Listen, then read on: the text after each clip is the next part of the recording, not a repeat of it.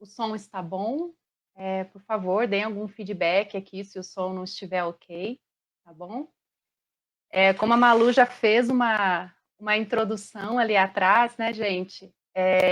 Que dia, né? Para a gente conversar sobre isso hoje, os desafios no SUS no enfrentamento da Covid-19. Eu preparei esse material ontem, né?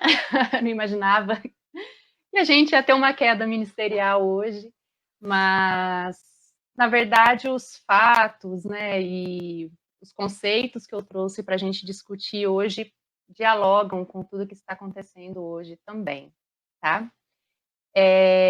Então, vamos começar a nossa conversa aqui, a nossa apresentação. Queria dar uma boa tarde para todos os polos, gente.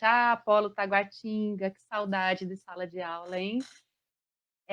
Um abraço, então, para todos os polos que estão aqui, né? A gente tem Polo Darcy, Polo Taguatinga, Polo Samambaia, né? Conforme o pessoal for falando aqui, eu vou, dentro do possível, dando boa tarde para todo mundo, né, gente?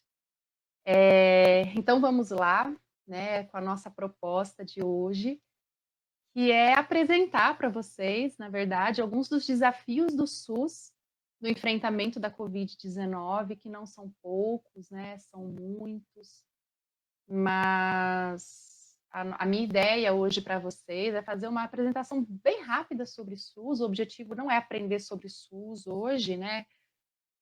Quem já está na Unicer, né, já estuda SUS durante as disciplinas, e quem vai começar as atividades, né, assim que as atividades tiverem a possibilidade de serem iniciadas, vocês também vão estudar. Então, eu vou fazer uma apresentação bem inicial sobre o SUS, bem básica, o suficiente para vocês entenderem os desafios que eu trouxe para a gente discutir. Boa tarde, Paulo Guará também, estou vendo aqui o pessoal dando boa tarde. Então vamos lá, gente. Para quem não me conhece, é a segunda live que eu estou com vocês. A primeira live foi a segunda live que a Unicer colocou, né, em que eu discuti com vocês sobre as... Opa, peraí que passou muito minha apresentação aqui. Em que eu discuti com vocês sobre ações de promoção da saúde, né, possibilidades de ações promotoras da saúde, levando esse contexto de todo mundo em casa. Né, gente, já faz um certo tempo que eu apresentei essa live, né, muita coisa aconteceu de lá para cá. Então vai ser muito bom, vai ser muito interessante eu fazer essa segunda conversa com vocês, tá? Então, para quem não acompanhou a primeira live, e para quem não foi meu aluno ainda, minha aluna, eu vou apresentar para vocês rapidamente, né, quem eu sou. Então, meu nome é Mariana Sodário Cruz, eu sou graduada em fonoaudiologia pela USP, Bauru, há alguns anos atrás, mas eu sou mestre e doutora em saúde coletiva pela Unesp de Botucatu, então toda a minha formação, prática, né, a minha prática profissional foi na atenção primária, foi com vigilância também em um hospital universitário e depois já foi na docência, né? Eu atualmente sou professora da UNB Campus Ceilândia, da área de políticas públicas e gerenciamento e gestão. Nós somos um grande grupo de professores, né, que trabalhamos nessa área. Na Unicer, eu trabalho em duas disciplinas, né, a disciplina de saúde e envelhecimento e a disciplina de políticas públicas e envelhecimento, né, que é a minha paixão, né? Eu sou apaixonada pelo tema das políticas públicas em saúde. É um tema extremamente relevante, é um tema que faz a diferença.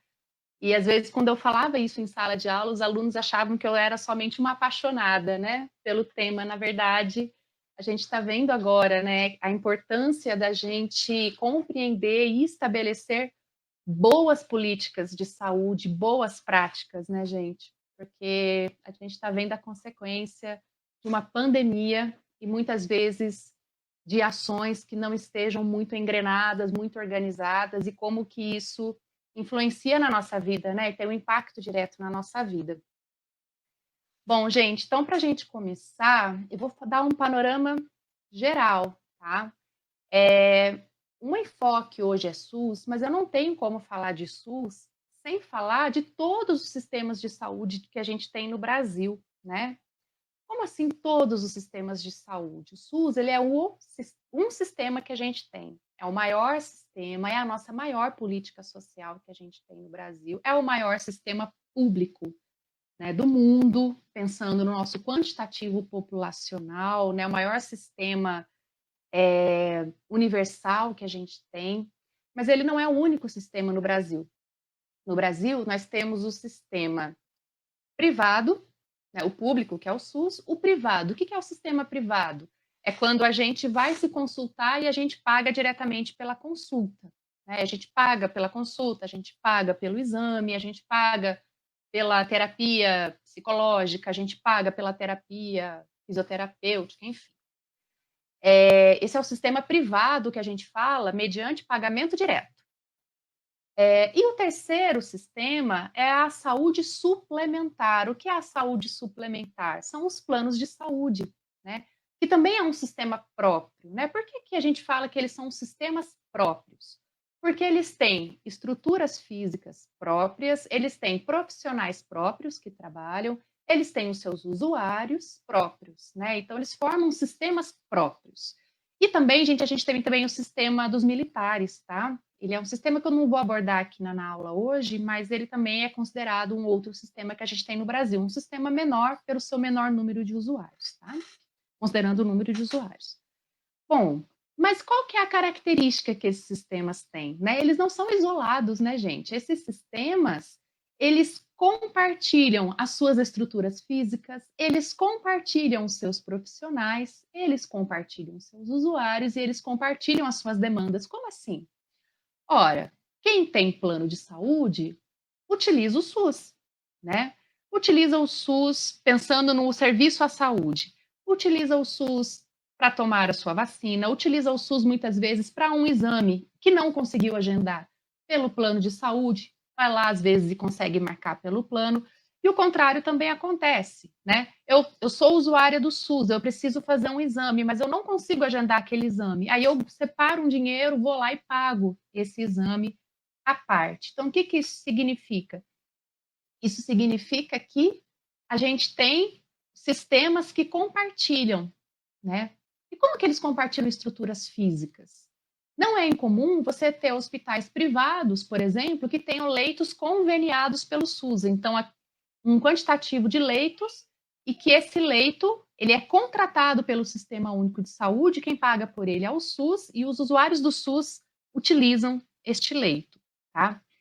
Gente, esse raciocínio inicial, essa apresentação é importante porque a gente está num momento agora de escassez, né? E a gente discute a escassez do nosso sistema. Escassez no que sentido? A demanda ela é tão grande que os sistemas de saúde podem não dar conta. Por quê? Porque a gente está num momento de pandemia, em que muitas pessoas se contaminam ao mesmo tempo, se contaminam de maneira muito rápida e chegarão todos ao mesmo tempo ao sistema de saúde. Né? Eu sempre brinco, olha, gente, a gente tem, por exemplo, que acidentes de trânsito, eles têm um impacto enorme nos serviços de saúde, né? Você tem picos no carnaval, festas de fim de ano, em que as pessoas, né, bebem mais, viajam mais, mas você não tem, numa pandemia, como agora em uma pandemia, todos os acidentados do ano chegando juntos na mesma semana, né, no mesmo mês. Imagina se isso acontecesse, né? O sistema de saúde não daria conta. Por isso que a gente discute essas estratégias de fazer as pessoas se contaminarem de maneira mais lenta, né? Porque o vírus ele é transmitido de maneira muito rápida. Então, para a gente conseguir atender todo mundo e fazer com que as pessoas tenham a chance de serem atendidas, a gente tem que fazer com que essas pessoas cheguem de maneira mais lenta ao serviço de saúde, elas chegam parceladamente, né? Mas não se esqueçam, gente, isso sobre uma pandemia como a nossa sobrecarrega o SUS, sobrecarrega os planos de saúde, sobrecarrega os hospitais privados também. Por quê? Porque vai todo mundo chegar ao mesmo tempo. Tá? E é importante a gente ter isso em mente, porque esse é um dos desafios que a gente vai discutir na nossa aula de hoje. Tá? Então, o que é o SUS, né, gente? Uma definição bem rápida do que é o nosso Sistema Único de Saúde.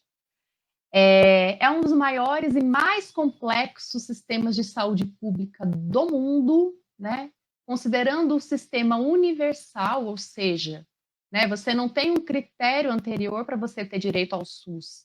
Né? Então, eu sonego imposto, então eu não tenho direito ao SUS. Não, tem um imposto específico que eu tenho que pagar para eu ter direito ao sistema de saúde. Se eu não pago, eu não tenho direito. Não, isso não se aplica ao SUS. O SUS ele é universal. Todas as brasileiras têm direito a utilizá-lo. Quem aqui deve se lembrar como era antes do SUS? Né? Antes do SUS, a gente tinha o sistema, a saúde privada, já existia, e a gente tinha o sistema previdenciário, né? O que é o sistema previdenciário? Vocês devem se lembrar, alguns de vocês. É o quê? Tinha direito a utilizar a saúde previdenciária quem contribuía para a Seguridade Social, né? Hoje o chamado INSS. Mas não era incomum você ouvir as pessoas falando: ah, hoje eu vou lá para a fila do INAMPS, né? E leva a carteirinha do INAMPS. Por quê? Porque tinha direito quem trabalhava regularizado, de carteira assinada. O SUS, ele veio, né? Ele veio todo de uma discussão do final da década de 70, do chamado movimento da reforma sanitária. Ele teve um grande aporte na 8ª Conferência Nacional de Saúde em 1986, em que a discussão para o surgimento do SUS foi ganhando corpo, né? E aí a Constituição de 88 trouxe o que originou o SUS de fato. Né? A gente teve o embrião do SUS em 87, que era o SUDES, né? Sistema Único e Descentralizado de Saúde, mas a Constituição de 88 ela trouxe o que realmente potencializou o SUS, que é a famosa frase: saúde é direito de todos e dever do Estado. Se a saúde é direito de todos, é dever do Estado, a saúde ela deve ser fornecida pelo Estado, a saúde pública deve ser fornecida pelo Estado, e todos e todas têm direito de acesso sem condições pregressas, né? Então é isso que a gente teve nessa frase tão famosa. E aí, 2 anos depois, nós tivemos a Lei 8080, né, que foi sancionada em 1990, que é a Lei Orgânica da Saúde, né? Ela e a Lei 8142 do mesmo ano, que são as duas leis orgânicas, né? Bom, o que isso nos traz, né? Se ele passou a partir de 1988, e mais precisamente em 1990, a ter a sua universalidade, veja, a gente saiu de um sistema que era para poucos para um sistema que passou a ser direito de todo mundo, né? E aí, como que foi essa implantação, né? Os hospitais, eles foram fazendo a sua transição. A gente teve, por exemplo, as santas casas que já existiam anteriormente, que passaram a oferecer, a ser credenciadas para serem atendidas pelo SUS, e o sistema foi se formando, né? Aqui no DF, a gente tem uma história muito bacana, que é que a gente, por exemplo, o SUS, quando ele surgiu numa perspectiva de saúde comunitária, né? O que é isso?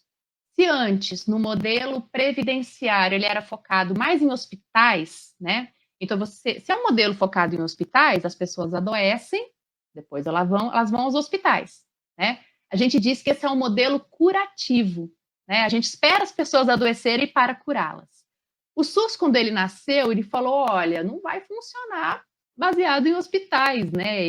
Esse modelo é um sistema caro e ele não evita que as pessoas adoeçam. E o SUS veio numa perspectiva promotora de saúde. O que é isso, né? É fornecer melhores condições de saúde. Então, o SUS nasceu numa perspectiva muito mais comunitária, baseada na promoção da saúde, né? E quais são as estratégias que a gente utiliza nesse cenário?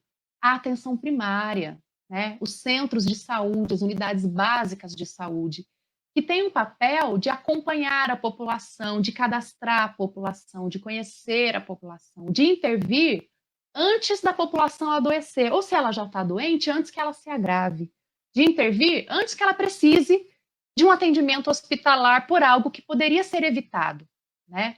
Então, o SUS veio na perspectiva dos centros de saúde. Por que eu falei de Brasília? Porque Brasília, gente, já tinha os seus centros de saúde quando o SUS foi sancionado. Se vocês forem lá nas unidades, vocês vão ver que as plaquinhas de inauguração do centro são da década de 80, final da década de 70, mas muitos da década de 80. Muito interessante, gente. O SUS no DF, ele tinha tudo para ser um grande modelo no Brasil.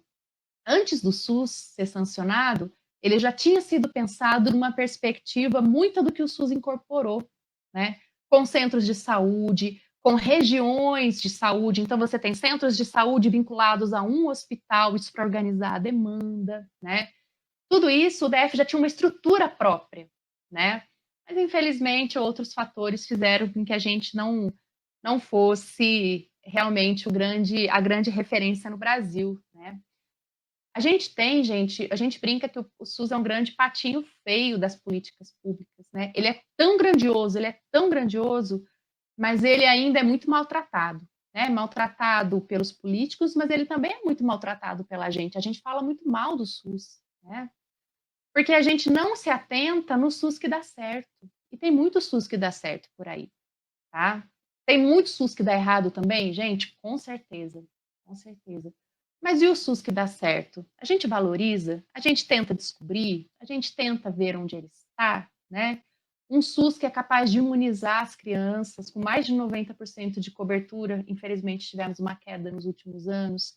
Um SUS que é capaz de ser responsável por mais de 90% de todos os procedimentos de alto custo no Brasil, né?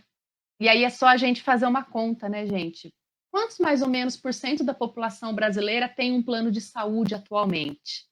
Né? Atualmente, a gente tem girando em torno de 25% da população, de 25 a 30% da população brasileira que tem plano de saúde.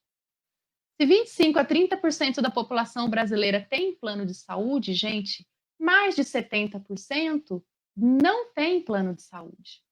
E conhecendo a realidade brasileira, a gente sabe que são pessoas que não necessariamente vão ter dinheiro para pagar diretamente, se precisarem de hospital, se precisar de uma UTI, se precisar de uma consulta. Então, gente, a gente tem que o SUS, ele é responsável assistencialmente por mais de 70% da população brasileira. E se a gente for pensar que ele é responsável por mais de 90% dos procedimentos de alto custo no Brasil, ele ainda atende muita gente que tem plano de saúde também. Porque muitos procedimentos de alto custo, muitas vezes, os planos não cobrem ou dificultam o seu acesso, infelizmente. Então, gente, esse é o nosso SUS, né? Ele tem desde atendimentos na atenção primária, de acompanhamento de pressão arterial, até o transplante dos órgãos, né? Garantindo, gaguejei, devendo garantir acesso integral, universal e gratuito a toda a população. A Zenaide está lembrando que hoje é dia do assistente social, né, gente? Um profissional fundamental dentro do nosso Sistema Único de Saúde também. Tá? Um grande parceiro para todos nós profissionais. Então, gente, com a criação do SUS, o SUS passou a prover um acesso universal ao sistema público de saúde. A gente sempre fala, né, Glaucio, o grande problema do SUS é que essa universalidade não se concretiza. Na verdade, gente, o SUS, por mais que ele tenha, né, ele foi da década de 90, a gente brinca que ele é um jovem atual, né, atualmente ele é um jovem, né, já foi um adolescente rebelde, agora ele é um jovem, ele ainda é muito jovem em relação aos demais países que possuem sistemas públicos de saúde. Gente, o sistema público da Inglaterra, o NHS, ele é da década de 30 do século passado. Olha quanto tempo eles têm na nossa frente. Foi criado no pós-guerra, né, no momento em que a Europa estava devastada e que se discutia muito as políticas keynesianas. Né? O que são essas políticas? O Estado precisa intervir na sociedade, oferecer suporte para que a própria sociedade consiga, né, se reconstruir. Né? Ela foi uma dentro desse pacote de medidas. Então, veja, eles têm, desde 1930, um sistema público de saúde. Nós só fomos ter sistema público de saúde em 1990. Então, estamos muito atrás. Em um país que, vamos combinar, né? Eu acho que a Inglaterra é do tamanho de Pernambuco, né? O Brasil é um país continental. Então, já estou falando aqui alguns dos nossos desafios, e nem cheguei na Covid ainda, né? Então, gente, quando a gente fala do SUS, a gente tem que perceber que o SUS, ele tem, dentro das suas ações, uma grande responsabilidade, que é fazer o serviço acontecer, né? E o SUS, ele tem uma seguinte organização, gente. O SUS, a gente diz que ele é municipalizado. O que que é isso, né? O SUS, um dos seus princípios, então a gente já falou da universalidade. Eu vou falar agora um princípio da descentralização político-administrativa, que caminha em direção aos municípios. O que que isso quer dizer? Traduz, professor. Isso quer dizer, gente, que quem é responsável em oferecer os serviços de saúde à sua população são os municípios. Então, eles são responsáveis pela execução da grande maioria dos serviços de saúde. Mas o município, gente, não dá conta de bancar isso sozinho. Então, qual é o papel do Estado e do governo federal? Né? O município é o grande executor, ele também injeta dinheiro no SUS, porque ele tem arrecadação própria. Mas os estados também devem injetar dinheiro no SUS. E o governo federal, gente, ele é o maior arrecadador de impostos no Brasil. Então, ele é o maior financiador do SUS.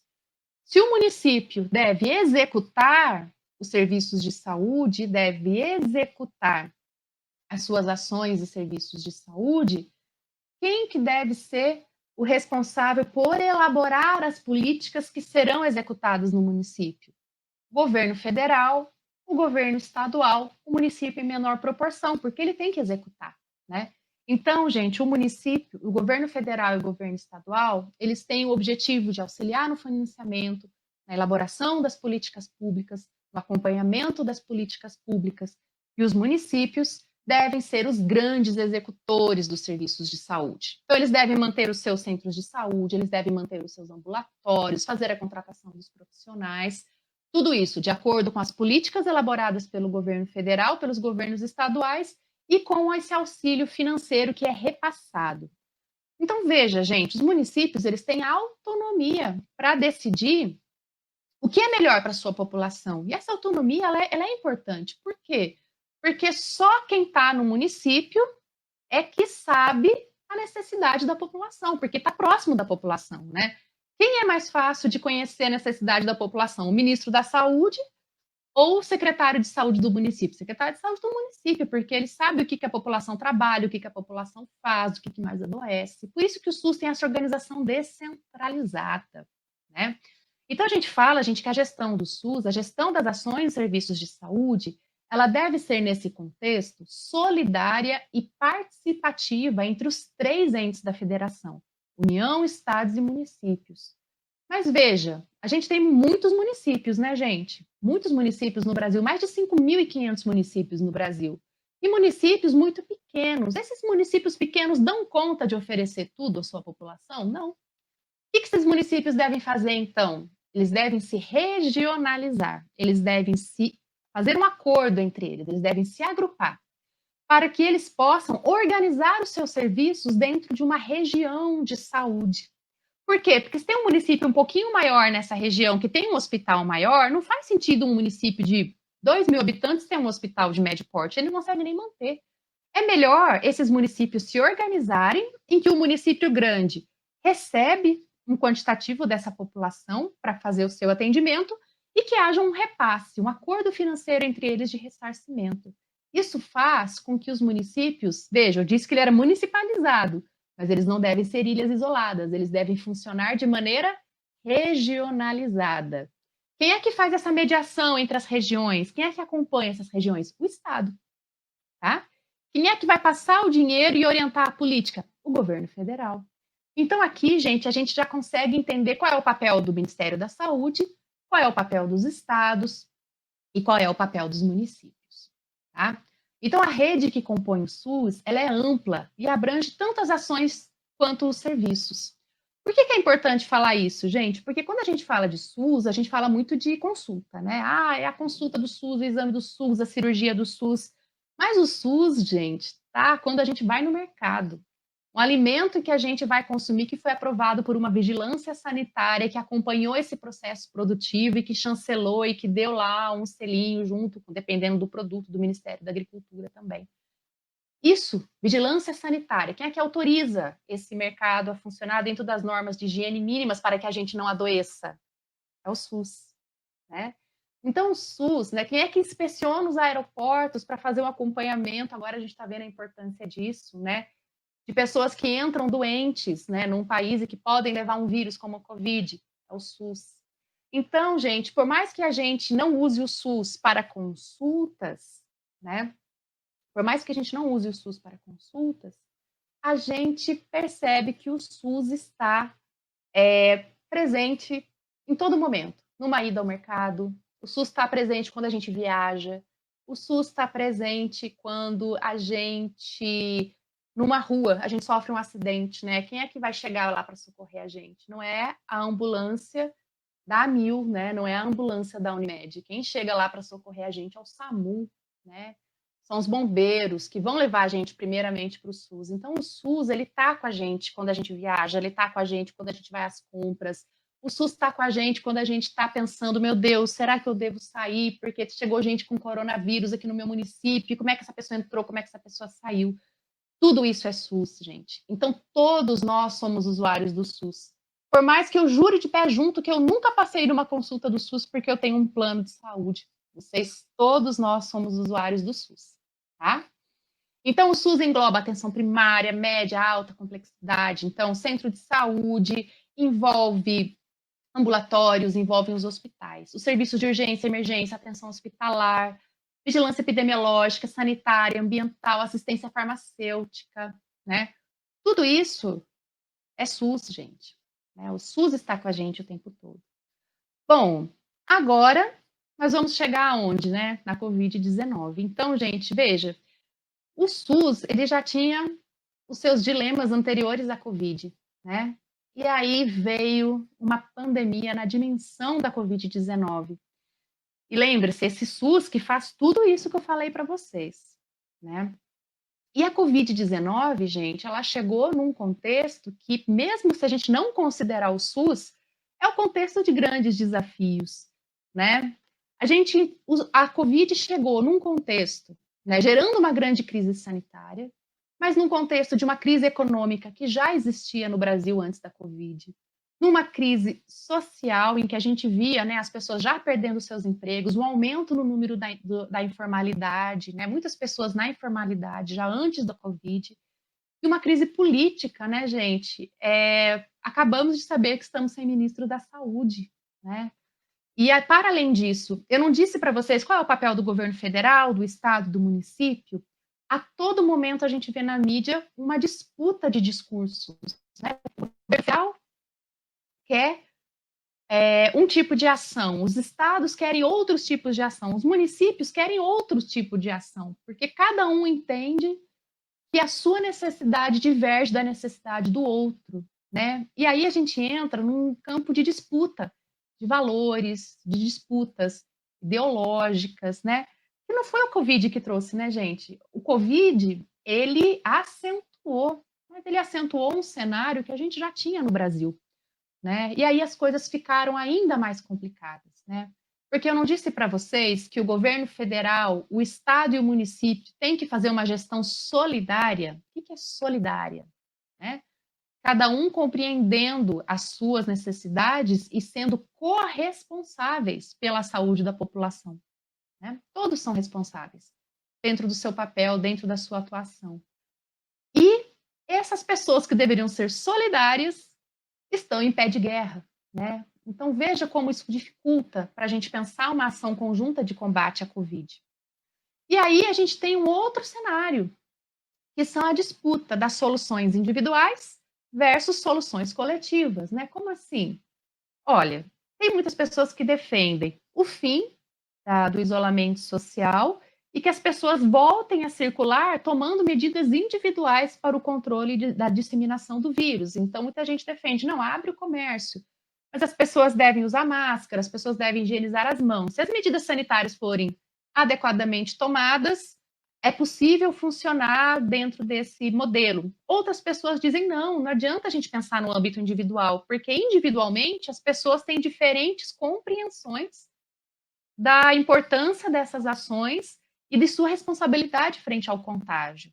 Então, não dá para a gente deixar no âmbito individual, porque se uma pessoa não toma uma medida sanitária adequada, por exemplo, tem Covid, espirra no elevador e eu entro uns 3 segundos depois, mesmo que eu esteja de máscara e de mão higienizada, eu vou me contaminar.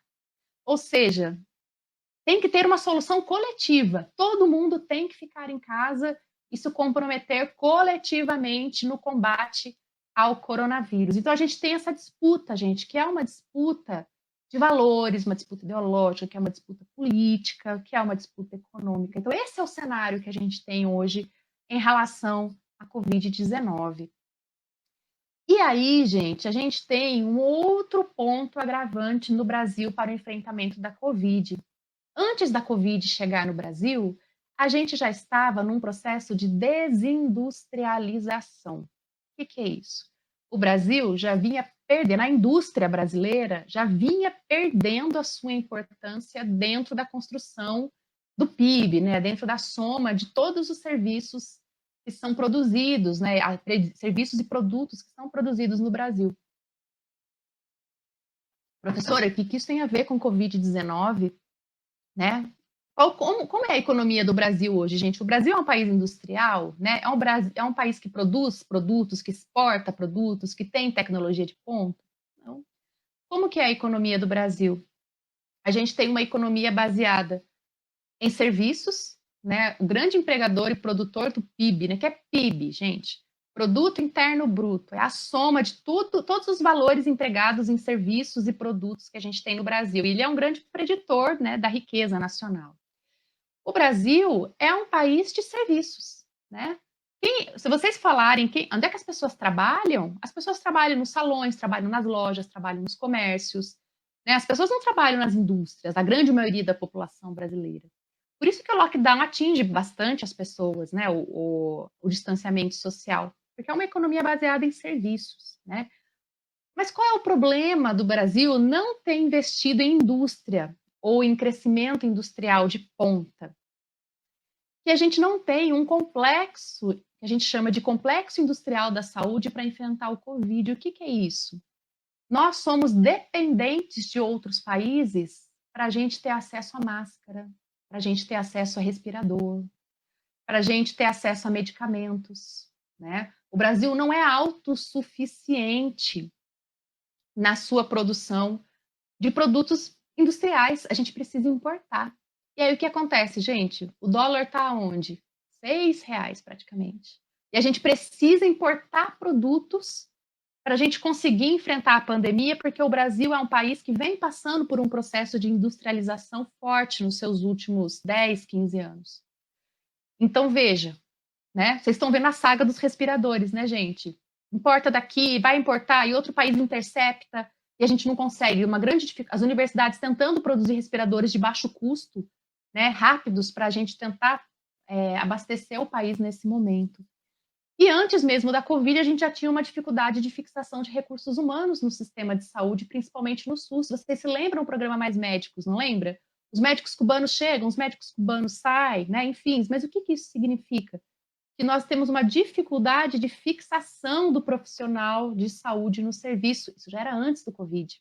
A gente já tinha um déficit de médicos no Brasil, que não era só um déficit quantitativo, era um déficit qualitativo. A gente tinha médicos muito concentrados em capitais do Brasil e os médicos não se fixavam no interior do Brasil, né, gente? No interior do país. E aí o que acontece? A gente já não tinha médico antes da Covid. Chega a Covid. E aí? Né? Então, esse é o nosso cenário antes da Covid-19. A gente também tem um histórico de redução dos leitos hospitalares, né? Isso ficou mais forte nos últimos 5 anos para cá, em que o Brasil já vinha reduzindo seus leitos hospitalares, especialmente dentro do Sistema Único de Saúde. E, para mim, né, a razão de muitos dos nossos males, inclusive da redução de leitos hospitalares, da baixa fixação do profissional médico, vem, né, a origem das origens desse problema vem do nosso subfinanciamento. Quando eu falo isso em sala de aula, gente, geralmente o pessoal gruda na cadeira, fala: não, professor, não é que não tem dinheiro para o SUS, é porque o pessoal rouba. Se não roubasse, tinha dinheiro, né? Eu sempre brinco, eu falo: olha, a situação é um pouco pior. Não tem dinheiro. E o dinheiro que chega, a gente ainda sofre com o problema do desvio de verba. Como assim, né? A gente tem, gente, atualmente, lembra que eu falei do PIB, né? O produto interno bruto, tudo aquilo que é produzido, aquele quantitativo, né, de produtos e serviços, né? O quanto que o país produz em um determinado período. Se a gente pegar o quanto que o Brasil investe na saúde, considerando tudo que o país produz, então toda a renda que o país gera, quanto que ela investe na saúde? Vamos comparar com os outros países, para a gente saber se o país investe pouco ou muito. A gente tem que 9% de tudo que o país produz, em 2018, foi investido na saúde, que foi o último dado que eu consegui pegar para vocês. Quando você olha isso, você fala: olha, não está tão ruim, né? Os países desenvolvidos geralmente investem em torno de 10, 11. O Brasil está investindo 9. Maravilha. Não. Sabe onde está o problema? A gente tem que, desses 9%, 5% de tudo que o país produz é investido na saúde privada. É o quanto a gente paga para o plano de saúde, o quanto a gente paga para a consulta, é o quanto a gente paga para os médicos nos atenderem, né? Mas veja, gente, eu não disse para vocês que apenas de 25 a 30% da população utiliza esse sistema privado? Tem acesso à saúde suplementar, por exemplo? Então a gente tem que, de 9%, 5% de tudo é gasto nesse sistema. Apenas 4%, gente, de tudo, da renda, de tudo que a gente produz, ela é direcionada para o SUS. Aí o bicho pega, sabe por quê? Porque 4% de 9%, né, gente, é menos da metade de tudo que o país produz e que é investido na saúde. Na verdade, então, a gente tem que o país investe 4% do PIB na saúde pública, no SUS. Isso é uma média de 30% do que os países mais desenvolvidos e que possuem sistemas públicos de saúde investem para manter os seus próprios sistemas de saúde. A gente investe muito pouco no SUS. E a gente teve, gente, uma pequena pá de cal no SUS, que foi a emenda constitucional, né, que definiu o teto dos gastos, que foi sancionada, vocês se lembram, recentemente, vai fazer 2 anos. O que ela fala?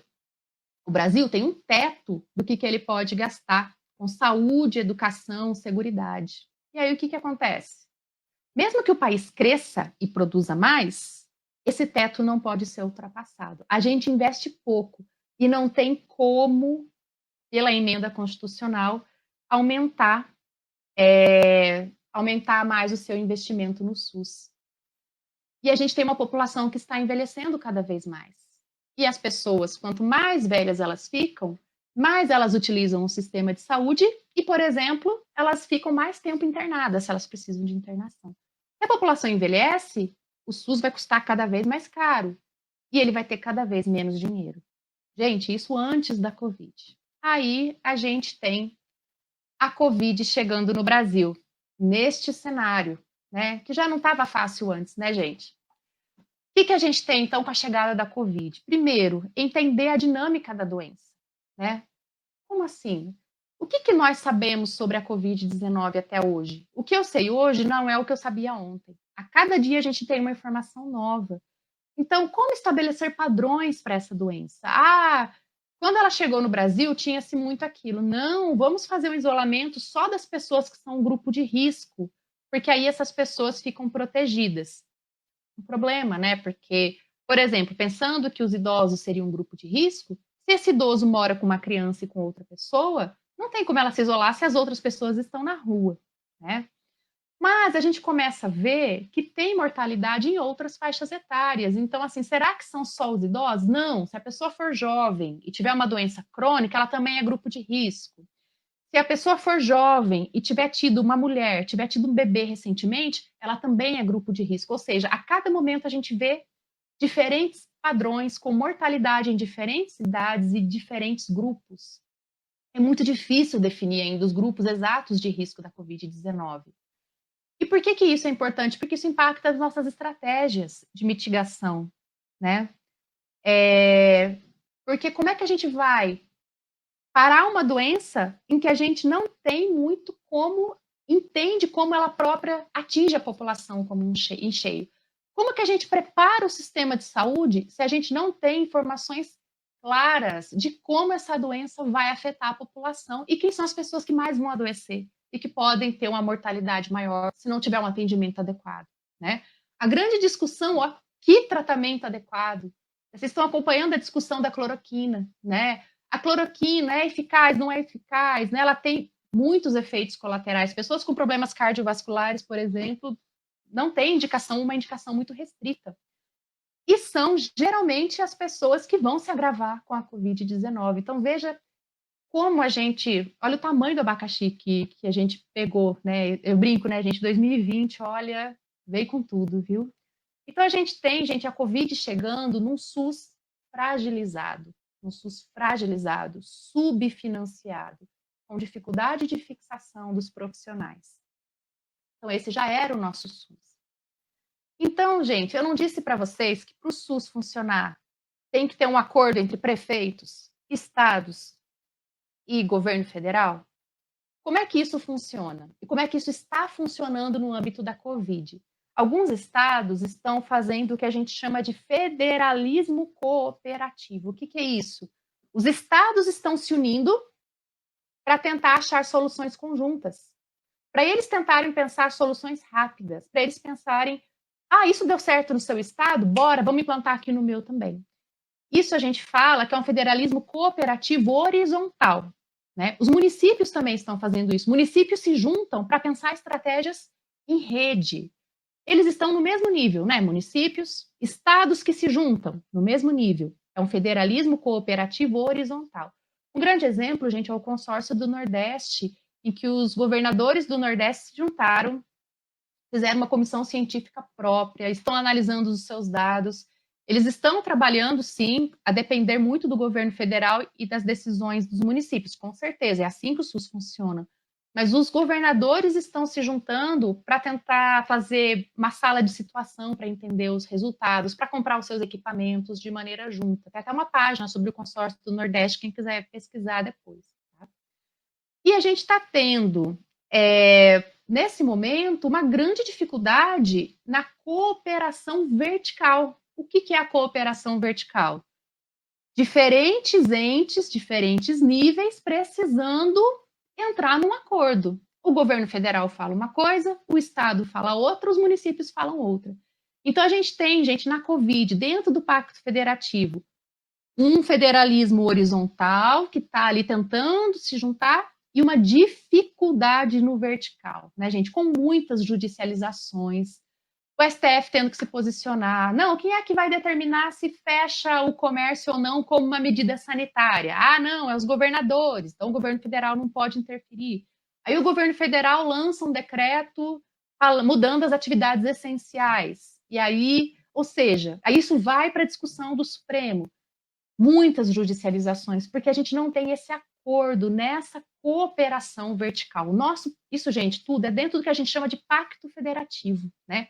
O que é pacto? É um acordo entre as diferentes unidades da federação, pensando nos estados, pensando no governo federal e pensando nos municípios.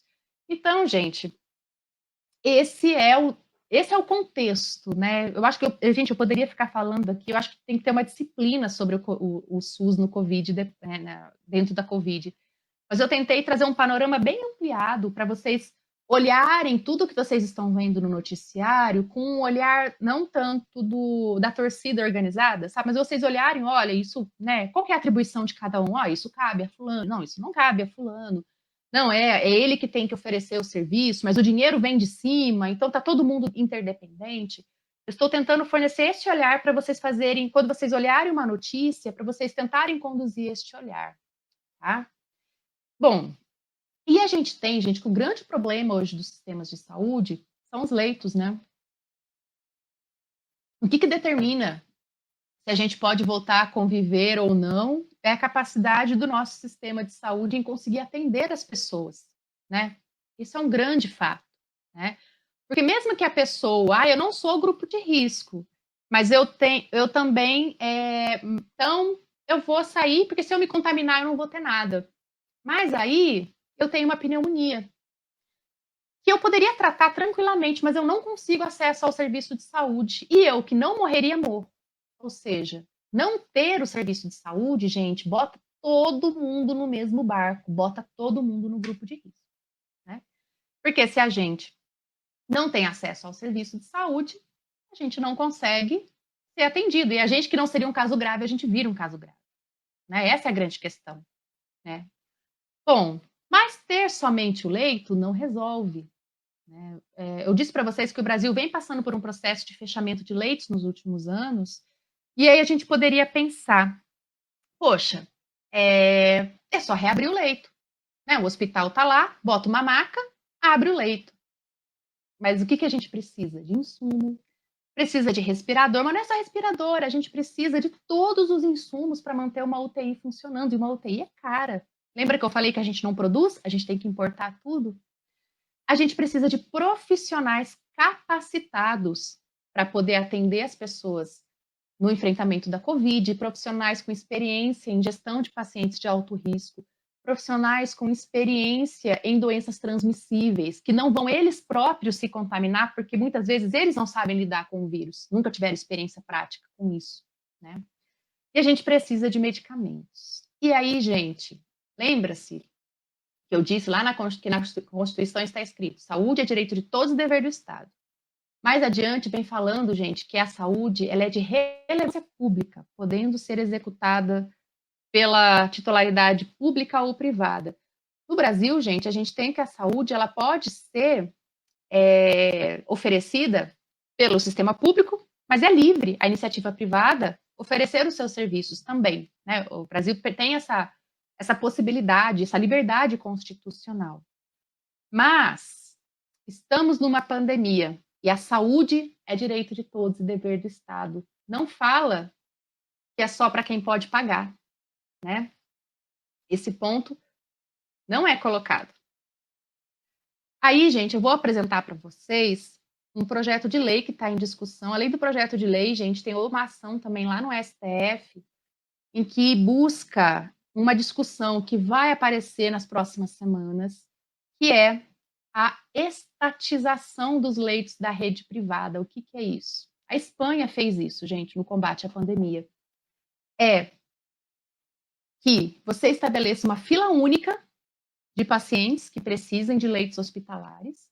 Nessa fila única entrarão todos os brasileiros e toda a estrutura. Lembra que eu falei dos diferentes sistemas de saúde? Toda a estrutura do SUS e toda a estrutura da rede privada vão compor a possibilidade. Estabelece uma fila única e as pessoas são internadas aonde tem leito. Não interessa se ela tem plano, se ela não tem plano, né?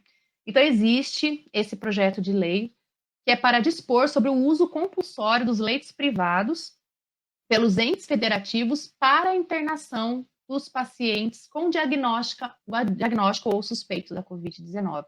Quem fez isso? A Espanha. A Espanha estatizou os seus leitos. Não só os leitos, os profissionais da rede privada automaticamente também passaram a trabalhar para essa fila única, para essa gestão única, gente. Esse debate ele começou a aparecer, né? O agora ex-ministro da Saúde, Nelson Teich, ele já tinha falado que ele não, veja bem, não sei como é que isso vai acontecer, mas já tem projetos falando. Por quê? Porque a gente tem. Ixi, gente, voltou. Porque a gente tem no Brasil muitas pessoas que não têm como ter acesso a uma saúde privada, que são usuárias do SUS, e o SUS não vai dar conta. E as pessoas falam, não pode, isso é inconstitucional, não pode. Gente, essa discussão legal vai entrar. Mas que a lei permite, permite. Tá? Por quê? Lá na Constituição Federal, artigo 5º, vamos ler junto aqui o segundo, aqui, o 25. No caso de iminente perigo público, a autoridade competente poderá usar de propriedade particular assegurado ao proprietário indenização ulterior se houver dano. Então, gente, é possível sim fazer essa estatização, entre aspas, né? Você usa os leitos tanto, você bota uma fila única, né? Para que as pessoas, todo mundo tenha acesso a todos os recursos disponíveis no Brasil e depois o Estado faz um ressarcimento ao sistema privado.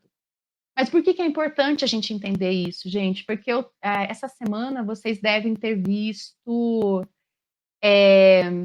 uma colocação, semana passada, uma entrevista de um dos empresários da XP, que é uma corretora de investimentos.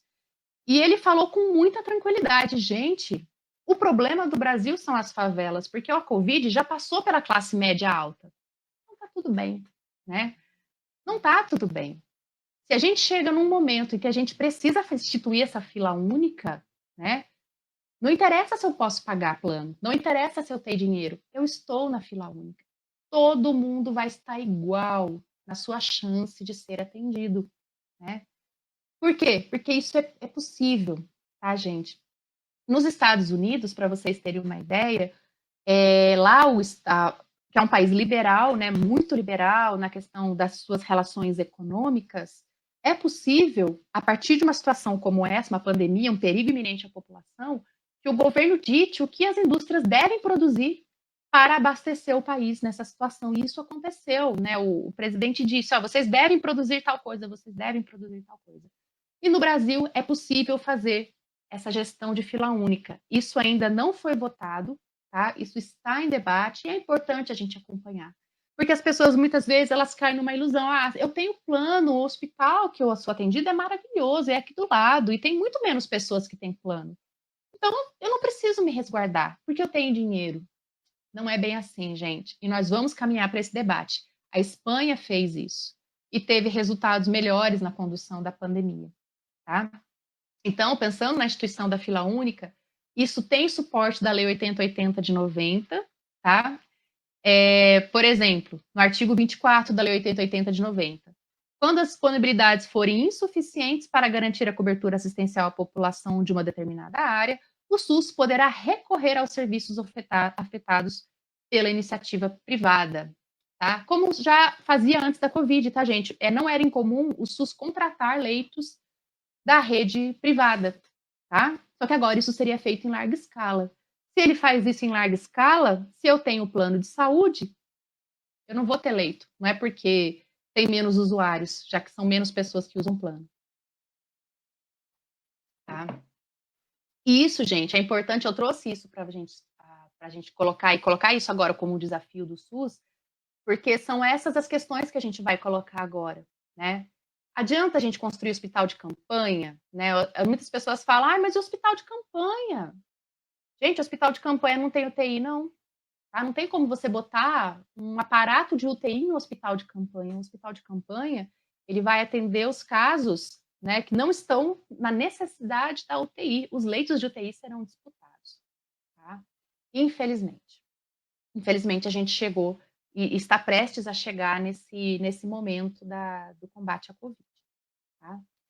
E aí, gente, muita gente me pergunta. Eu lembro quando a Margot me convidou, né, para falar sobre esse tema com vocês, ela falou: Mariana, a gente fala tanto da importância da atenção primária, e agora, quando a gente fala de Covid, a gente só fala de hospital. Hospital, UTI, leito, hospital, UTI, leito.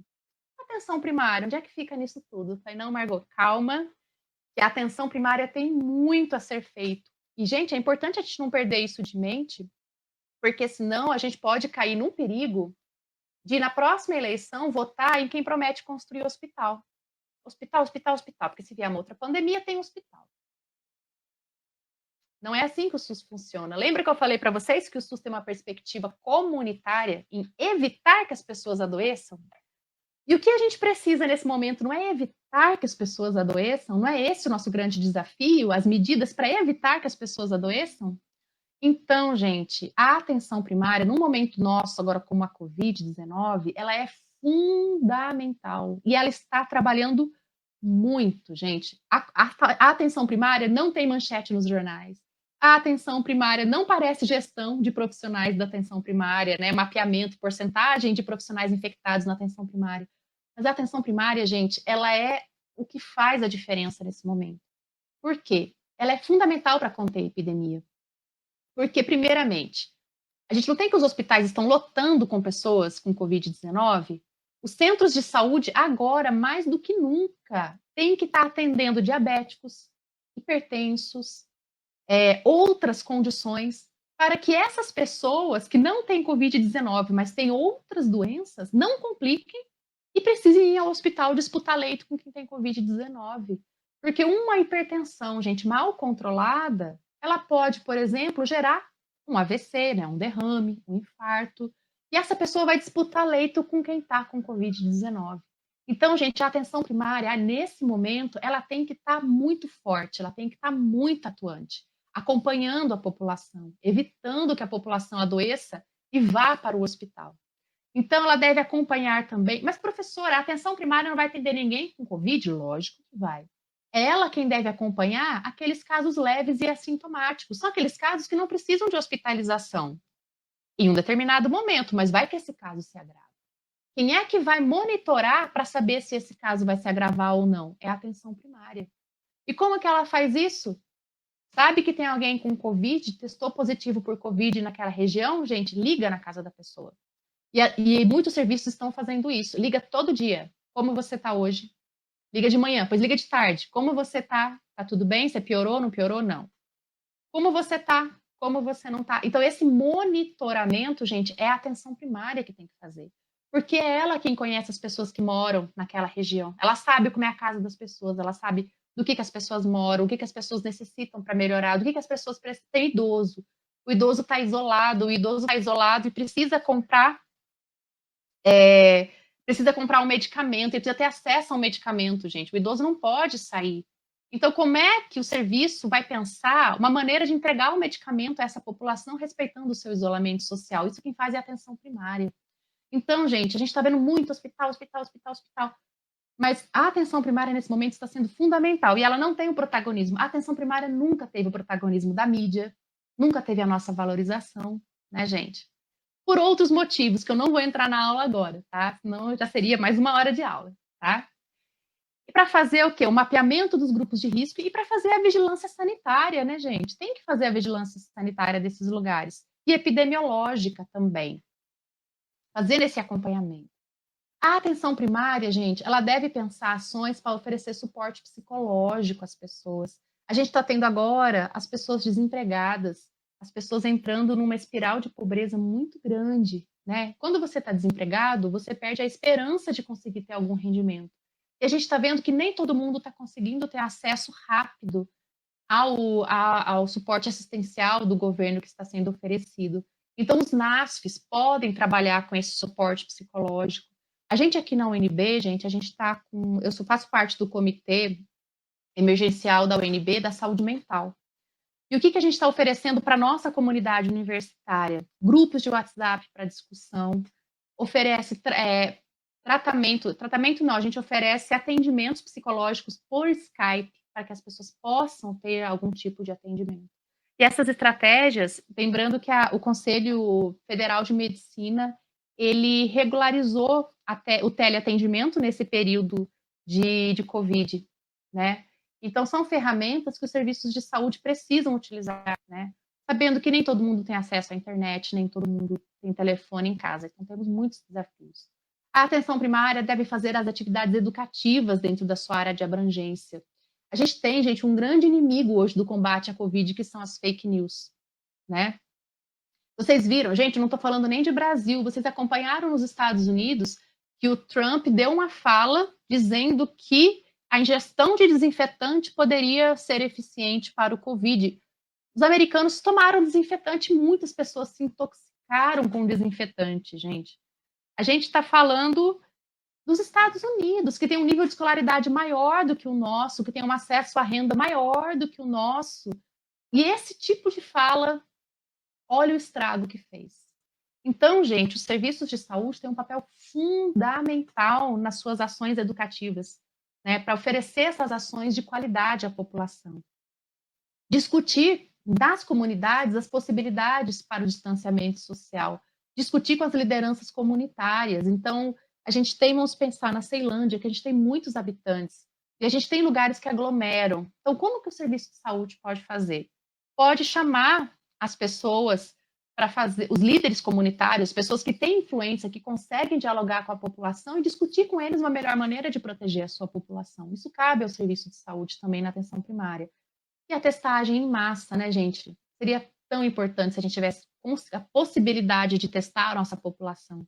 Isso seria fantástico para a gente conseguir quantificar corretamente os casos, para a gente conseguir isolar adequadamente os infectados e para a gente conseguir ter uma dimensão do tamanho do nosso problema. Mas o Brasil é um dos países que menos testa no mundo. No mundo. Primeiro, porque essa não é uma política que está sendo defendida, né, no nível central. E segundo, gente, lembra que eu falei dos insumos? A gente não importa tudo? A gente não dá conta de comprar também muitos testes, tá? É um problema muito complexo. Mas, gente, eu vou passar para vocês aqui agora um minuto de orgulho também, né? Porque a gente está num momento tão complicado, né, do Brasil, politicamente do Brasil agora, e a gente fica muitas vezes perdido, fala, poxa, né? O SUS está sucateado, o SUS não tem dinheiro, então, professora, não tem saída. Não, não, gente, calma, calma. Entender as nossas dificuldades, ela pode nos trazer uma sensação muito ruim no começo, mas a gente tem que ser propositivo. A gente tem que pensar, a partir dessas dificuldades, como que eu vou pensar em ajudar, né? Então, por exemplo, adianta eu votar na próxima eleição em quem promete abrir 500 mil hospitais, se a pessoa não pensou, por exemplo, em aumentar a cobertura da atenção primária, que é muito mais barato, e vai evitar que as pessoas ocupem todos os leitos. Quando você tem a informação, a decisão nossa, ela fica mais qualificada. A gente sabe pelo que lutar, tá? A gente sabe pelo que a gente tem que defender, sabe? É muito ruim quando alguém vira e fala, esse postinho aqui de casa não serve para nada. Muitas vezes ele está sem profissional, ele não está abrindo no horário adequado. Quem é que vai brigar para que isso tudo melhore? É a população que vai lá bater na porta, vai encher o saco lá do secretário, vai falar, cadê o médico aqui do centro de saúde? Por que está fechando na hora do almoço? Se eu só posso ir lá na hora do almoço, ele tem que estar aberto na hora do almoço. Ou seja, se a gente sabe a importância, né, das coisas, a gente briga num bom momento, assim, a gente briga num bom sentido, para que elas sejam como elas deveriam ser. A gente não desacredita de tudo, tá, gente? O conhecimento, ele é uma arma positiva, né? O conhecimento, ele nos dá poder para que a gente lute pelas coisas que são eficientes. E aqui, gente, eu trouxe um orgulho. Isso aqui foi um estudo que saiu agora em abril na Lancet. A Lancet, gente, é uma das maiores revistas científicas do mundo, mais qualificadas. E ela publicou um artigo dizendo de uma proposta do Reino Unido para o combate à Covid-19, né? E o que esse artigo fala? Você sabe o que foi o modelo para eles pensarem a combate da Covid lá no Reino Unido, na Inglaterra? O nosso SUS. Eles falam, se nós tivermos aqui na Inglaterra, como o Brasil tem, os agentes comunitários, a gente resolve dois problemas. Primeiro, porque a gente emprega as pessoas, e as pessoas precisam de emprego agora, né? As pessoas precisam ter emprego, então a gente contrata agentes comunitários, a gente treina esses agentes comunitários em pouco tempo, e esses agentes comunitários podem fazer um serviço na casa das pessoas. As pessoas não precisam transitar. Isso vai fazer com que o combate à Covid aqui na Inglaterra seja melhor. Por quê? Porque o SUS é modelo, gente. Lembra que eu falei para vocês que o Reino Unido, ele surgiu, o sistema público do Reino Unido, ele foi da década de 30 do século passado? E o SUS é de 1990, pois o nosso SUS está ensinando à Inglaterra uma estratégia coerente do combate à Covid-19. Então, vocês lembram que eu falei para vocês por que é importante a gente entender o papel da atenção primária? Porque os países estão buscando na nossa atenção primária a solução para o combate à Covid-19.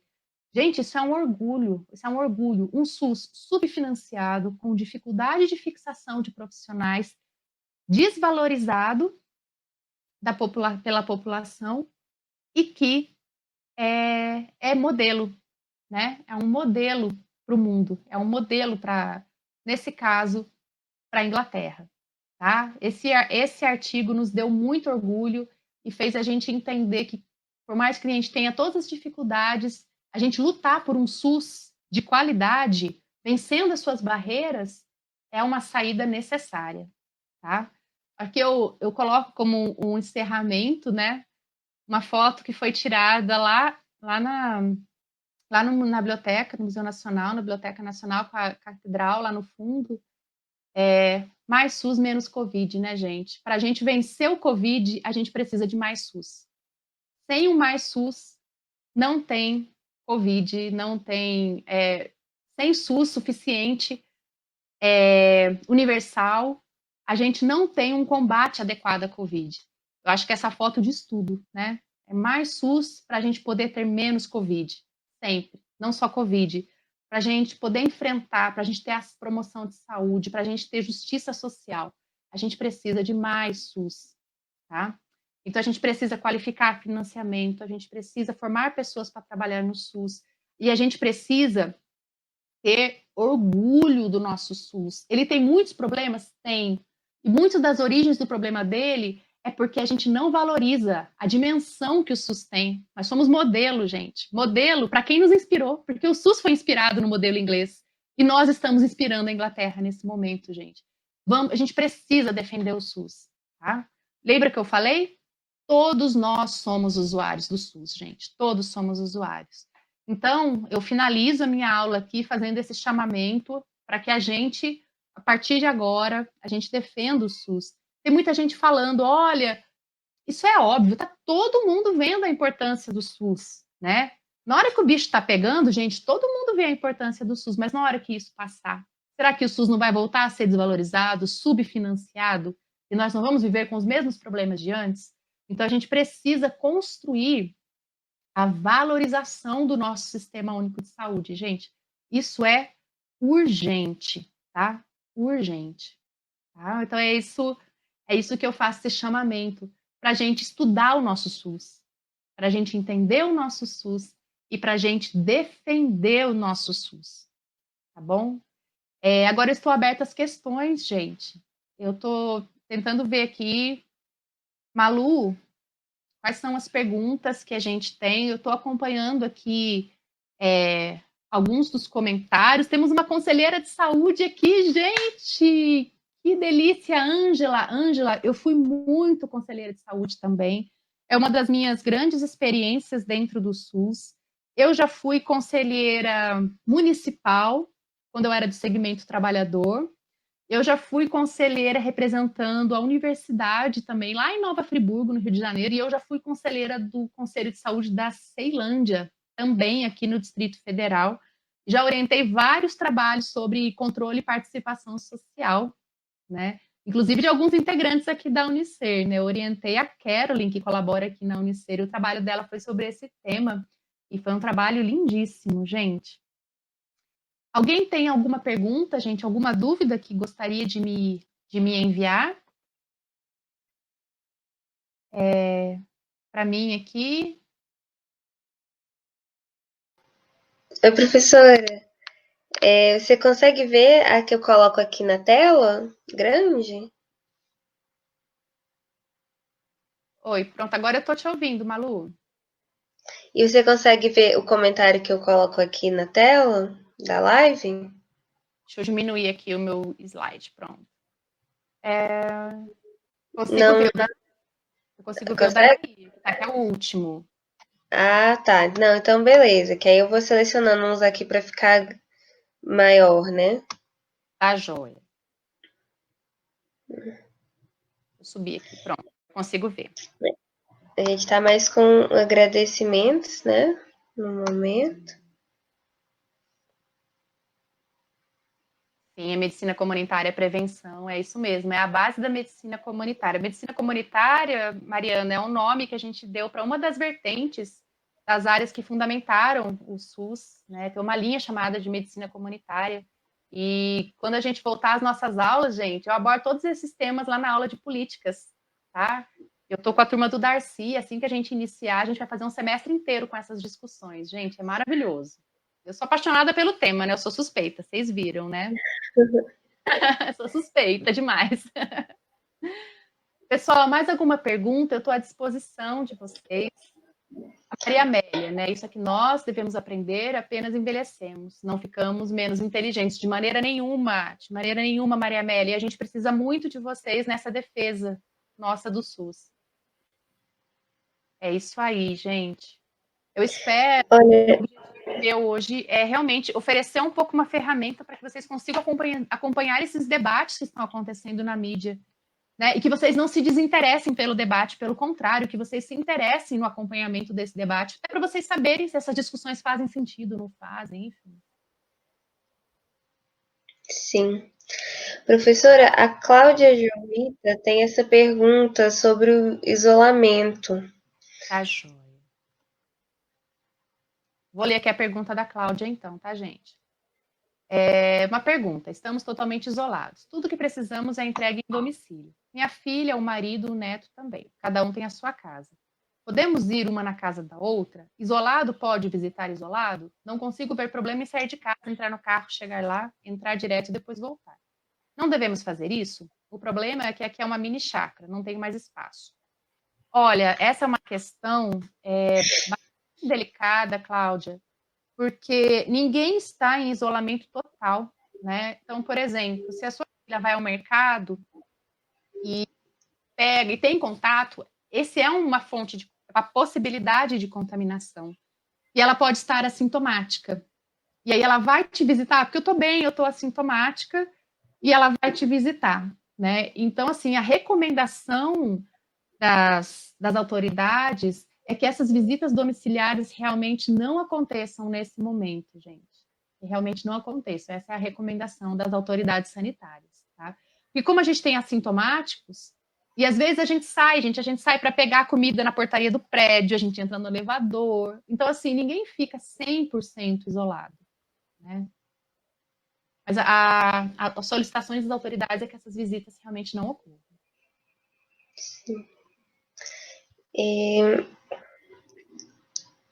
A Angélica, né, tá dizendo que ela é atendida pelo SUS e que ela é muito bem atendida, né? É isso mesmo, Angélica. A gente tem que ajudar a difundir o SUS que dá certo, tá?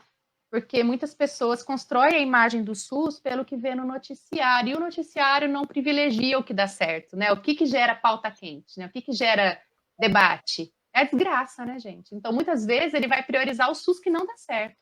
E tem muitas pessoas que têm ótimas experiências com o SUS que dá certo. E, às vezes, contar essas experiências já é uma estratégia bastante importante para as pessoas entenderem a importância desse sistema e a diferença que ele faz na vida das pessoas. Gente, eu não nego que tem problemas, não, tem muitos problemas. Acho que eu fiquei 80% da live eu fiquei falando dos problemas, né? Mas eu convoco realmente a gente a pensar essas soluções, porque a gente tem que ser propositivo, gente. A gente tem que pensar. Eu sempre falo com os meus estudantes: é ruim com o SUS, imagina sem ele. O que ia estar sendo da gente agora na pandemia sem um sistema único para conseguir organizar tudo no Brasil, né? E a gente ainda tem dificuldade de organizar. Imagina se ele não existisse. Professora, esse comentário da Aurora Carvalho. Muitas pessoas poderiam ajudar o SUS com serviços voluntários. Aurora, muitos hospitais têm programas de voluntariado. E são programas, assim, muito bem estruturados, em que as pessoas podem se cadastrar e elas são treinadas e elas podem desenvolver trabalhos voluntários, tá? A gente tem aqui em Brasília alguns hospitais que contam com esse programa. Eu acho que o mais famoso é o Hospital da Criança. O Hospital da Criança, gente, de Brasília, ele tem uma gestão um pouco diferente, tá? Ele é gerenciado por uma organização social, mas o terreno dele para a construção era do GDF, então ele tem uma parceria. E ele é mantido com recursos do SUS, sim.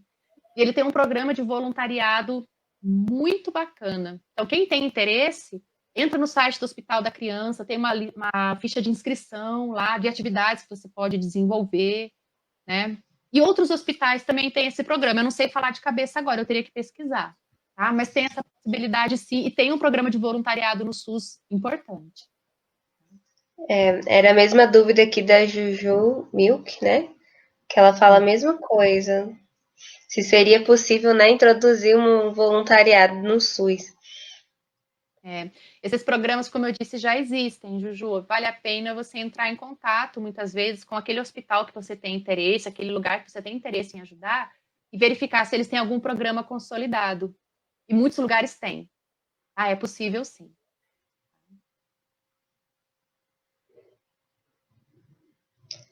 No mais, né, a gente tem muitos agradecimentos em relação ao como a gente. Que algumas informações em relação ao SUS, né, que você colocou hoje, professora. Eu mesma não tinha. A gente sempre pensa, né, nessa questão de consultas e o SUS como, né, o postinho de saúde que a gente tem nas esquinas e tudo mais, e a gente não pensa no trabalho do SUS que vem por trás, né? Sim. E que é quem está segurando a onda da Covid-19 agora, gente. Se não fosse o SUS, né? E eu acho que o ex-ministro, né, da Saúde, eu acho que ele tinha uma postura que, historicamente, não necessariamente ele foi um dos maiores defensores do SUS, tá, gente? Politicamente, das estratégias políticas dele. Mas no momento em que ele assumiu a pandemia, não tem como negar, né, a potência que o SUS tem, e ele passou a ser um defensor do SUS nesse momento. E ele sempre dava entrevista com um colete do SUS, né? E ele sempre falava, gente, eu estou aqui em defesa do SUS, né? Enfim, porque o SUS não é só o serviço. A gente vê muita discussão do SUS agora na gestão de leitos. Até trouxe um pedaço para a gente discutir a gestão de leitos. Mas o SUS é quem regula a própria saúde privada. Né? Ele tem esse papel na regulação, ele tem um papel na vigilância, né? Ele quem controla, muitas vezes, essa qualidade dos alimentos, a nossa saúde no momento em que a gente viaja. O SUS é muito, mas é muito maior, gente. Todos nós somos muito e muito usuários do SUS, não é pouco, não.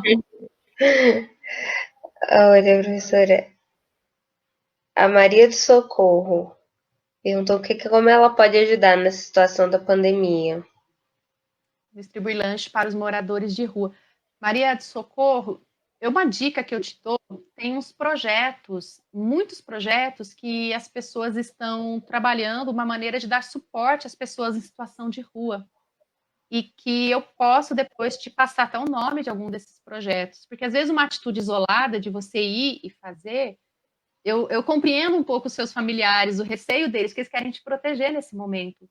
Se você entrar em contato com alguns desses projetos que já existem e que estão ajudando as pessoas em situação de rua, talvez eles possam passar, pegar esse lanche e eles fazerem essa distribuição. É uma dica que eu dou, tá?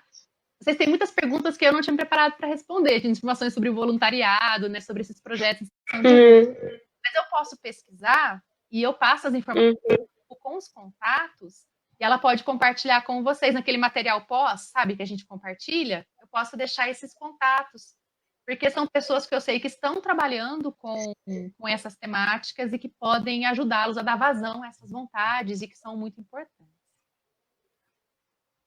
A Ângela colocou aqui, né, um trabalho de voluntário que ela conhece, né? Isso, Ângela. O Agarran tem um grupo de voluntários, o Voluntários dos Queimados. É isso mesmo. A grande maioria dos hospitais do DF tem esse programa de voluntariado, gente. Esse programa teve um upgrade nos últimos anos.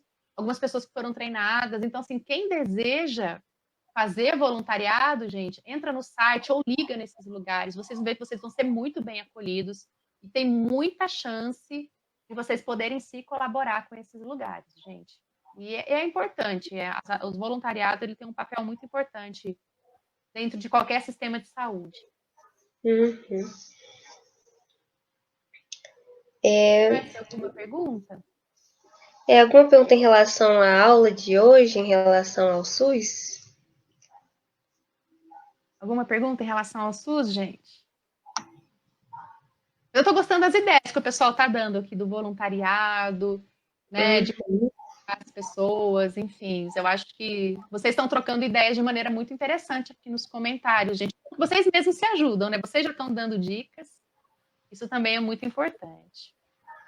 Eu sabia, Elizabeth, eu sabia que essa pergunta viria hoje. O que você acha de ter os hospitais não deixar atender as pessoas do entorno, né?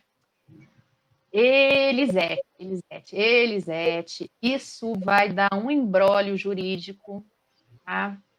Lembra que eu falei para vocês que o SUS ele é regionalizado e ele funciona na organização do município, né?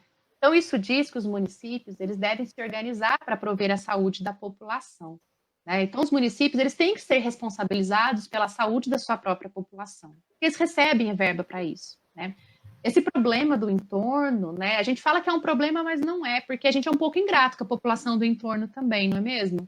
Porque eles vêm para cá, eles trabalham aqui, eles consomem aqui, eles passam o dia todo aqui, eles voltam só para dormir muitas vezes na casa deles, né, para as pessoas que trabalham aqui. Então, eles também geram renda para o Distrito Federal, né? E a gente sempre fala deles como um problema, né, a despesa, né?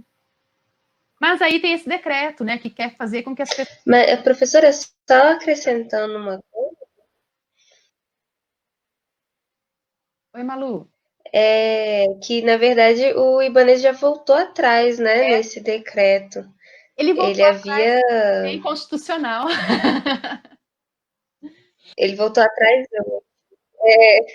exatamente. Hoje ele já voltou atrás. É porque o decreto nunca tinha sido feito, né? Ele tinha falado que ia fazer Que é uma estratégia e acho que importante, deu né? uma repercussão tão ruim, né? Que voltou. É o lança para ver se cola. Daí vê que não cola, volta atrás, né? Mas era o que eu ia falar. Apesar do SUS ser municipalizado, o SUS é universal, gente. Ele é universal, todo mundo tem direito. Então, se a pessoa do entorno está aqui, ele está na porta do hospital de base, se você fecha e você nega o atendimento, essas pessoas podem ser responsabilizadas criminalmente por omissão de socorro, né? Porque o SUS é universal e além dos próprios princípios éticos da profissão, né? E que as pessoas não podem negar o atendimento também, ainda mais dentro de um sistema público, né? Então, gente, não teria como, né? Não iria para frente, né? Isso foi mais um discurso mais político.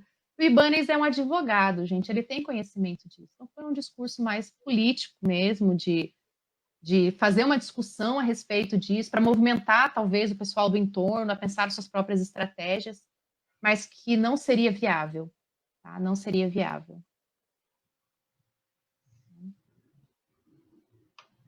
Aqui. Deixa eu ver. A Maria tá falando como das pessoas que, né, precisam continuar fazendo acompanhamento médico mesmo durante o isolamento, né? Que elas precisam continuar saindo. Sim. Como se proteger.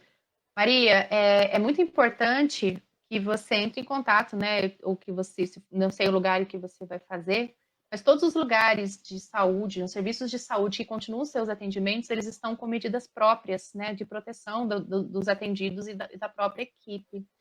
E aí, para você se proteger, você tem que proteger no trajeto, né? Quando você chega lá, provavelmente essas pessoas, elas estão orientadas na menor maneira de fazer isso, de fazer essa condução, né, desse atendimento. Mas a gente dá as mesmas dicas básicas, mesmas orientações básicas que a gente já vem passando. Se você precisa se deslocar para fazer esses exames, né, máscara, a máscara que tem que ser trocada a cada 2 horas. Então, se você sabe que você vai a um exame que vai demorar mais, levar mais de uma máscara, né? Ela começou a ficar úmida, troca pela orelha, evita contato, evita ficar no lugar em que tem pessoas aglomeradas, né? Se você conseguir ir de carro, melhor do que ter que usar, por exemplo, um transporte público, né? Porque a gente sabe que tem pessoas que vão se concentrar ali naquele local. Então, seguir, não deixar muitas vezes, se esse acompanhamento ele é importante para a manutenção da sua saúde agora, ele tem que ser realizado. Muitas vezes a gente vê pessoas que estão deixando de procurar um médico com medo de se contaminar e acabam agravando o seu próprio quadro de saúde. Então, a gente está vendo que isso também não está sendo bacana. Então, as pessoas devem procurar a orientação do serviço de saúde que já as acompanhavam, né, sobre a necessidade de fazer esse exame do seu médico. E, se for necessário fazer, vá tomando todos os cuidados que são necessários nesse momento mesmo, e que já são os cuidados amplamente divulgados e que foram abordados até em várias lives aqui, tá, Maria? No mais, professora, acho que a gente pode começar a encerrar, né? A gente já até ultrapassou um pouquinho a mais do seu tempo aí. A gente já chegou 1h30 de live, né? Sim. Então tá joia, pessoal. Pessoal, eu gostaria de. Eu acabei de ler aqui a mensagem da Maria de Socorro, né? Ela fala que domingo ela perdeu o caçula dela, vítima da Covid. Eu queria deixar a minha solidariedade a ela, o meu abraço, tá? Eu acho que esse é um momento tão difícil, e quando as vítimas começam a ter rosto, né? E são os rostos que a gente ama, as coisas ficam muito mais complicadas. Então, eu queria te mandar um abraço, Maria de Socorro, dizer que sinta-se acolhida, receba o meu abraço, meu afeto, tá? E que você encontre forças para superar este momento. E saiba que a família Unicer está com você sempre, tá? No que você precisar, conte conosco, tá bom? E eu queria agradecer a presença de vocês, as contribuições de vocês. Eu espero ter colaborado um pouquinho, né, um pouquinho para que vocês compreendam as discussões, para que vocês acompanhem as discussões, gente. Por trás de todo esse debate tem ciência, tem muita gente estudando, tem muita pesquisa, e isso precisa, sim, ser levado em consideração agora, porque a gente está lidando com vidas, e vidas que são importantes, né? Todas as vidas importam, gente, todas as vidas importam, tá? Eu queria agradecer demais por esse momento e poder conversar com vocês. Hoje é um dia difícil, né? A gente está sem ministro, né? Então, o noticiário hoje vai pegar fogo nessa questão da defesa do SUS e tudo isso que a gente discutiu na aula aqui hoje. Vocês vão ver nos próximos noticiários e nos próximos debates e conversas. Eu gostaria de agradecer a presença de todos e de todas, dizer que é sempre uma alegria estar com todos vocês aqui da Unicer, né? Eu estou na Unicer já faz um tempo, eu sou apaixonada pelo programa, e eu sei a diferença que isso faz na vida das pessoas. Para quem está chegando e a gente não pôde ainda estar juntos presencialmente, gente, fiquem quando a gente puder. Vá, volte, não desistam, né? A gente está passando por esse momento. A gente espera por todos vocês. Nós somos uma família de verdade. Tá bom? Obrigada, gente, pela presença de todo mundo. Obrigada, Maria José. Já falou sobre mim aí. Até a próxima live de amanhã. E não percam, amanhã, 3 horas, mesmo horário de sempre. A gente já tem a próxima live, tá? Amanhã não, né? Segunda-feira, perdão. Segunda-feira. Tchau, gente. Um forte abraço. Com muita saudade para todo mundo, ó. Um beijo.